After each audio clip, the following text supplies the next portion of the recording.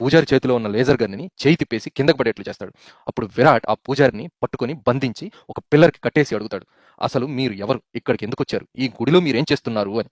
దానికి ఆ పూజారి ఏం సమాధానం చెప్పడు. మౌనంగా కూర్చుండిపోతాడు. దూరంగా ఉన్న ఒక రాయిని పైకెత్తి విరాట్ వైపు వచ్చేలా తన చేతితో సైగలు చేస్తాడు. పూజారి చేసిన సైగల వల్ల ఆ రాయి గాలిలోంచి వచ్చి విరాట్ తలకు తగిలి రక్తం వచ్చేలా వస్తుంది. వెంటనే విరాట్ వీడు బతికుంటే ఎప్పటికైనా ఎలాగైనా ప్రమాదమే అని తన దగ్గర ఉన్న కత్తితో పూజారిని పొడుస్తాడు. అలా కొన ఊపిరితో కొట్టుమిట్టాడుతున్న పూజారి చనిపోయే ముందు విరాట్ మెడలో ఉన్న లాకెట్ను చూస్తాడు. ఆ లాకెట్ తన మెడలో ఉన్న లాకెట్ ఒకేలా ఉన్నాయని ఆశ్చర్యపోతాడు. ఒకేసారి ఆ 2 లాకెట్స్ మెరవటం స్టార్ట్ అవుతాయి. అప్పుడు ఆ పూజారి నవ్వుతూ, "ఓహో, నువ్వు మాలో ఒకడివేనా?" అంటాడు విరాట్‌ని చూసి.